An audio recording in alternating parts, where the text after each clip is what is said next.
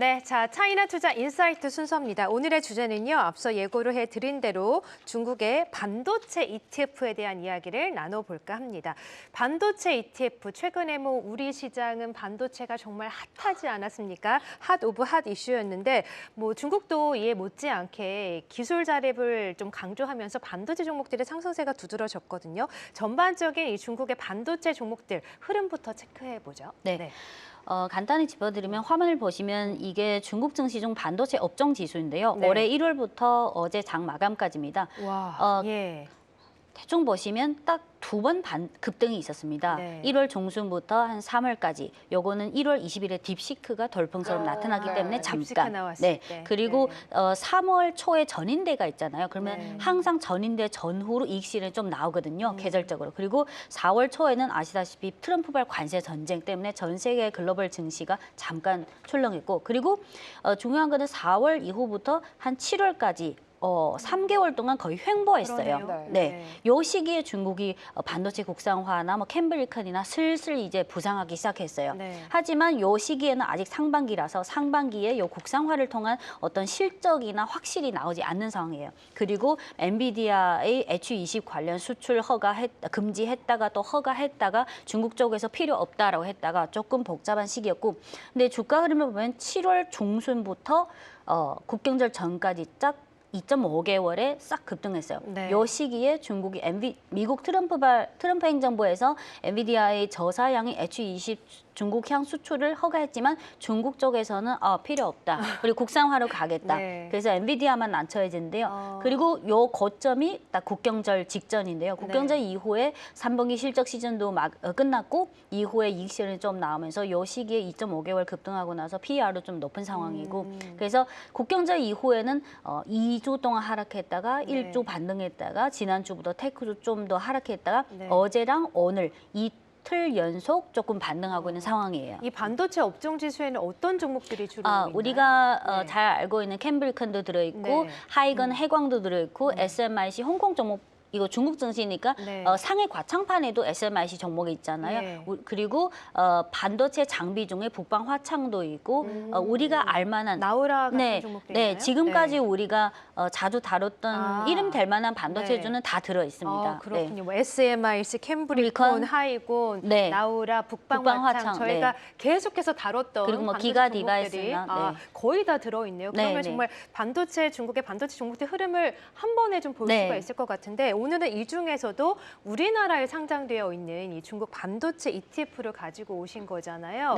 그 반도체 ETF 이름과 또 어떤 종목이 구성되어 있는지 좀 볼까요? 이 ETF만 소개를 하신 이유가 있으신지도 궁금해요. 왜냐면 한국 투자자분들이 개별 종목을 일일이 알아보고 투자하기에는 좀 현실적으로 한계가 있기 때문에 어렵죠. 예를 들어서 한국의 자산운용사에서 4년 전에 차이나 반도체라는 반도체 ETF를 출시했는데요. 그래서 그 당시 많은 한국 투자자분들이 개별 종목보다는 또 그게 좀 번거로우니까 반도체 ETF에 많이 투자하신 분들이 많더라고요. 그래서 화면을 보시면 이게 차이나 반도체 ETF에 들어가는 상위 10개 종목인데요. 어디 회사 ETF죠? 여기가 주로 중국 증시에 상장된, 예를 들어서 1번은 그 메모리 인터페이스, 1번, 2번은 팹리스인데 팹리스도 세부 분야가 있잖아요. 1번은 팹리스 중에서 메모리 인터페이스, 2번은 첨단 쪽이 아니라 그냥 팹리스, 전자제품이나 자동차에 들어간, 그리고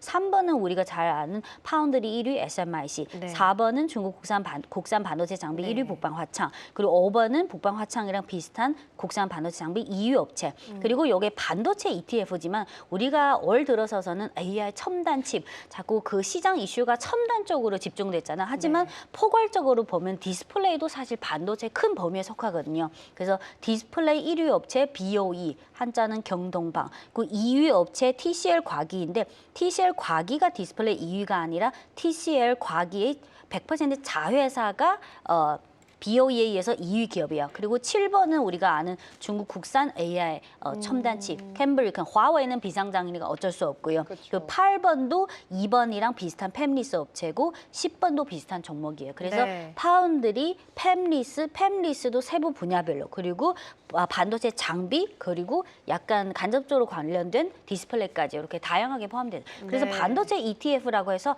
딱 첨단 반도체 그건 아니에요. 그렇죠. 네. 그러니까 지금 이 알려주신 차이나 반도체 팩트세트라는 이 ETF가 미래에셋 관련 네네. ETF죠. 네. 그리고 종목 코드가 396520. 네. 이제 검색을 하시면 알 수가 있을 텐데 그 종목들 구성 비중이 좀 다 다르잖아요. 네. 조금씩 비슷비슷하긴 하지만 특히나 이 상위에 있는 기가 디바이스라든가 몬타즈 테크놀로지 같은 이런 팹리스 업체들의 수익률이 조금 더 좋은 것 네. 같아요. 조금 아니고 더 많이인데 왜 이런 이유가 나타났을까요? 네, 맞습니다.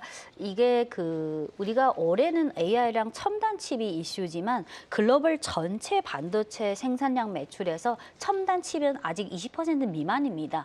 전체적인 가장 절대적인 비율은 아직 첨단 이외의 일반적인 통상적인 성숙공정인 반도체입니다. 그래서 1번, 2번 조금 공통점도 있지만 세부 분야가 다른 종목이지만 몬타지 테크놀로지는 지금 연초 대비 어제까지 96% 수익률이 나오고 기가 디바이스는 113%. 간단히 짚어드리면 이 몬타지 테크놀로지는 메모리 인터페이스에 들어가는데요. 그 메모리와 프로세서 간의 데이터를 주고받는 연결 방식, 그리고 요거를 연결시켜야지 그 효율성이 올라갑니다. 근데 요 1번 종목의 주로 모멘텀은 두 가지가 있습니다. 하나는 다 잘 아시는 올해는 AI 글로벌 성장이 가장 고성장이시, 그래서 몬타지 테크놀로지는 DDR2부터 DDR5까지 들어가는 메모리 인터페이스를 다 하고 있는데 지금은 아직 비중상 성숙 공정에 들어가는 게 많은데 올해 들어서서 점진적으로 AI 그 첨단 칩 산업이 발전하면서 몬타지 테크놀로지도 DDR5에 들어가는 메모리 인터페이스 납품량이 늘어나고 있습니다. 그리고 또 지난달부터 삼성이나 마이크론이나 글로벌 반도체 관련 파운드리나 이런 주요 기업들이 너도나도 가격 인상을 하고 있잖아요. 네, 맞아요. 그러면 전체 밸류체인의 그 세부 분야별로도 가격 인상 가능성이 높아지니까 그래서 몬타지 테크놀로지나 기가 디바이스 이런 경우는 작년에 비해서 올해는 판매 양이 늘었을 뿐만 아니라 전체 반도체 밸류체인 가격 인상 이런 분위기 때문에 그 이익률로 올라가는 이런 분위기입니다. 네. 네. 네. 그래서 이제 첫 번째 구성되어 있는 몬타지 그리고 기가 디바이스 설명을 해주셨는데 이제 좀 아쉬운 게 지금 구성 종목들을 보니까 네. 반도체 종목들의 대부분 이제 팹리스, 파운드리, 제조 장비 그리고 이제 디램 같은 메모리로도 네. 이렇게 구성이 되어 있는데 약간 메모리 쪽 기업은 약간 없는 게 약간 아쉬운 것 같아요. 네. 중국의 메모리 네. 그 장신 메모리가 지금 상장 준비 중인데 아직 상신 상장 메모리. 네. 네. 장강 메모리가 있고 장신 메모리가 있는데 지금 한국 쪽에서 주목하고 있는 장신 메모리입니다. 네네. 국산 HBM을 화웨이랑 예. 같이 협력해서 준비하고 있으니까 최근에 YMTC라는 기업도 SK 하이닉스를 따라잡을 만큼의 HBM 속도 개발에 좀 열을 내고 있다고. 네, 하던데. 그게 그의 영문명이에요. 아, 네. 그래요? 근데 네. 아직은 화웨이가 상장이 안 됐군요. 네, 네. 지금 상장 준비 중인데 아직은 이제 거래소 IPO 승인 심사 승인을 거쳐야 되고 아직은 확정한 날짜가 안 나왔습니다. 네. 보통은 거래소에서 IPO 심사 과정을 걷고 그게 승인이 되면 빠르면 한 달 반 이후 느리면 2달 내로 상장될 예정입니다. 네. 그래서 그거는 아직 첨단 메모리 쪽은 아직 상장사가 없어서 좀 아쉬운 편이에요. 그렇군요. 네. 아니 그래서 삼성이나 SK가 좀 살짝 들어갔으면 더 좋지 않았을까 이런 생각이 네, 여기- 들어서 제가 또 살짝 봤더니 아. 중국과 한국 반도체 기업을 좀 섞어놓은 맞습니다. ETF도 있더라고요. 네. 그런 ETF 대비해서 중국 반도체에 집중한 이 ETF가 조금 더 매력이 있을까요? 네. 저는 네. 이거를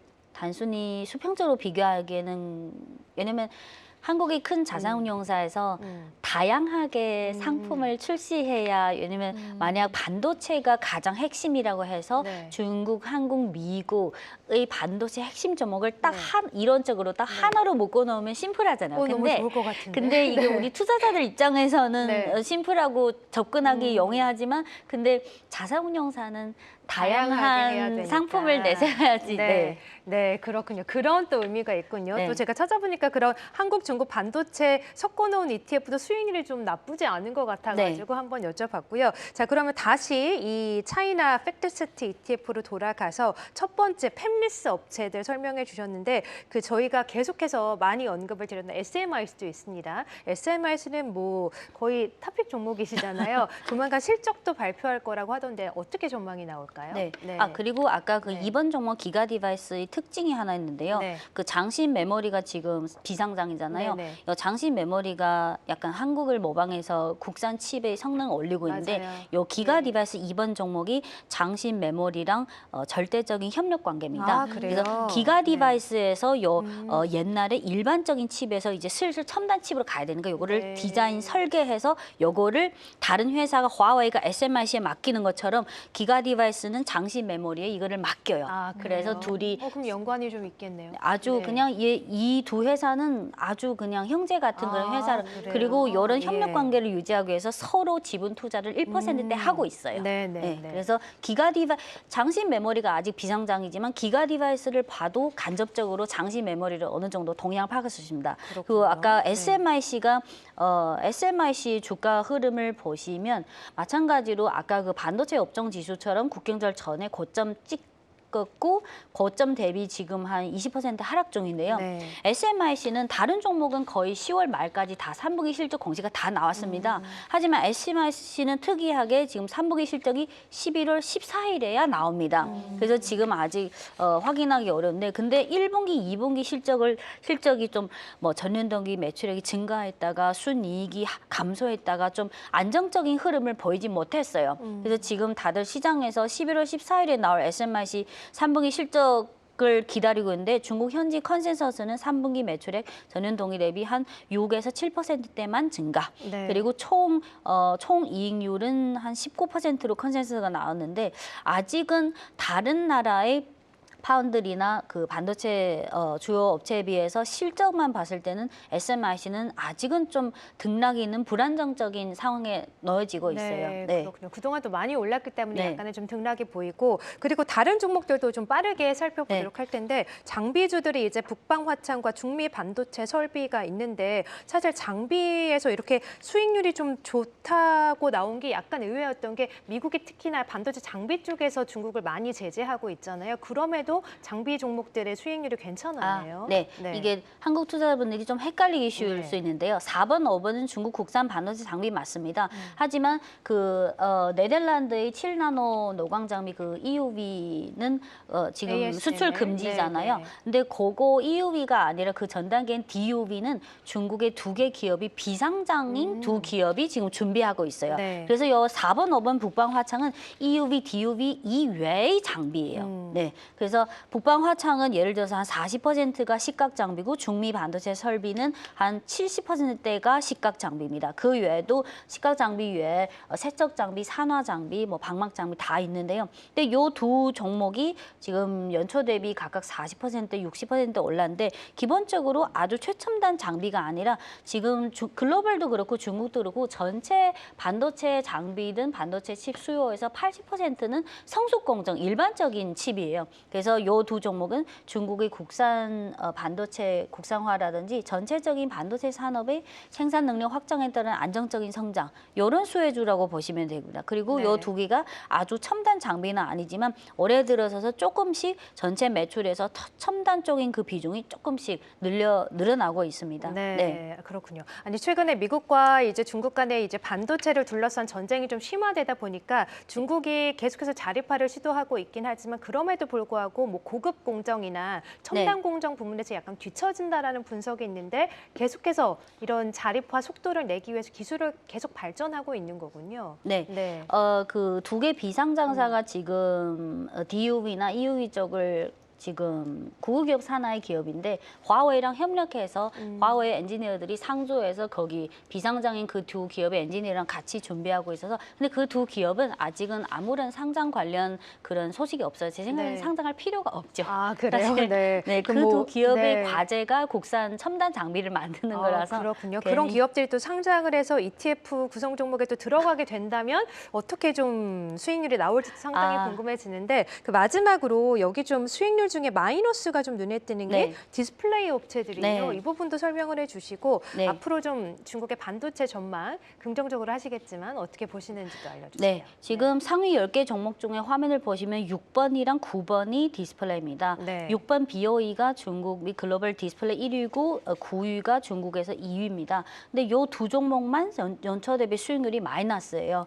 그러면 BOE만 주가 흐름을 보시면 이게 BOE 올해 1월부터 어제까지 주가인데요.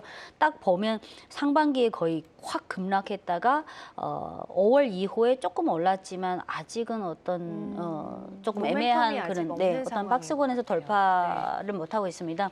근데 BOE가 중국에서 그 생산량, 판매량, 시장 점유율 기준으로는 중국에서도 1등이고 글로벌에서 1등인데 지금 글로벌 시장 점유율이 한 28에서 30%대거든요. 그리고 매출 중에 80%가 디스플레이인데 그중에 대부분이 LCD고 일부가 OLED입니다. 삼성 디스플레이가 지금 아몰레드 하고 있잖아요. 그래서 BOE는 아몰레드 분야에서는 삼성이랑 경쟁호인데 근데 규모나 뭐 생산량 판매량은 크긴 한데 이 중국의 디스플레이 종목이 주가가 전체적으로 부진한 이유는 아까 그 9번 TCL 과기 이 종목도 대체로 아까 BOE 주가 흐름과 비슷하죠. 이거는 글로벌보다는 중국 국내의 과당 경쟁 때문입니다. 네. 그 첨단 기술을 혁신해서 어렵게 아몰레드나 이런 OLED를 개발했는데 아직은 생산량 판매량이 급속도로 확장되지 않은 그 시점부터 이미 중국 국내의 대여섯 개 디스플레이 업체들이 가격 경쟁이 점점 치열해져서 그래서 돈도 아직 못 벌었는데 이미 가격 경쟁 단계로 들어간 거예요. 그래서 저는 몇 년 전부터 계속 중국의 디스플레이 종목은 추천하지 않는 입장인데 지금도 그렇습니다. 그래서 중국의 많은 태양광이든 뭐든 글로벌에서는 계속해서 시장 점유율을 적극적으로 확장하고 있지만 네. 중국 국내의 그 과당 경쟁이 너무 심화되다 보니까 이익률이라든지 그런 거는 좀 악화되는 분위기. 그럼 그리고, 이런 디스플레이 종목들이 없는 ETF를 공략하는 게 더 낫지 않을까요? 근데 이게 한국 자산운용사에서 네. 펀드 매니저분들이 이 ETF를 출시하는데 상위 10개 종목이 지금 한 그 ETF의 60%대를 차지해요. 근데 네. 이게 그냥 이 종목이 수익률이 마이너스라고 해서 매니저들이 이거를 교체하거나 그렇지 않아요. 네. 대부분은 수개월 뭐 몇 년 지나도 거의 이대로 유지하고 있어요. 그래요? 그래서 네. 이런 면에서는 뭐 어쩔 수 없는 그런 자산운용사 마음이니까. 네, 네, 알겠습니다. 네. 자, 그래서 중국 반도체 종목에 대한 전망 어떻게 보시고 좀 번외로 한국, 중국 이제 합성된 ETF 제가 아까 말씀을 네. 드리기도 했는데 그런 ETF가 나온지 지금 이제 소개하시는 차이나 팩트세트 ETF가 네. 나온지 투자자 입장에서 한번 말씀해 주시면 어떨까요? 근데 지금은 네. 한국 반도체가 워낙 핫하다 보니까 맞아요. 만약 단기적으로 당장 수익률을 고려하면 그 한국, 중국 반도체주를 믹스한 게 더 좋을 수 있는데 근데 저는 장기 투자 측면에서 한국의 반도체주도 아직 뭐 수주도 많이 받고 있고 성장성이 많이 남아 있고 중국의 반도체도 파운드리, 팹리스, 장비, 소재까지 다 국산화라는 장기 모멘텀이 있어서 이거를 또는 분산 투자 측면에서도 좋고요. 또는 예를 들어서 두 개 맞아요. ETF를 같이 투자했는데 중국 쪽이 더 좋으면 이쪽 비중을 좀 줄이고 그쵸. 중국이 네. 좀 잠깐 쉬고 있으면 한국 쪽 비중을 늘리고 네. 오히려 더 선택이 많아져서 좀 투자하기 쉬울 것 같아요. 맞습니다. 어느 한쪽에 집중하기보다는 분산 투자하면 네. 되겠죠. 한국이 괜찮으면 합성 ETF에 투자를 하시고 중국 쪽에 좀 비중을 높이 하고 싶으시면 오늘 소개해 주신 이제 ETF에 투자를 하셔도 좋고요. 자, 그래서 오늘은 중국의 반도체 종목들 ETF로 구성된 ETF 상품들 함께 살펴봤고요.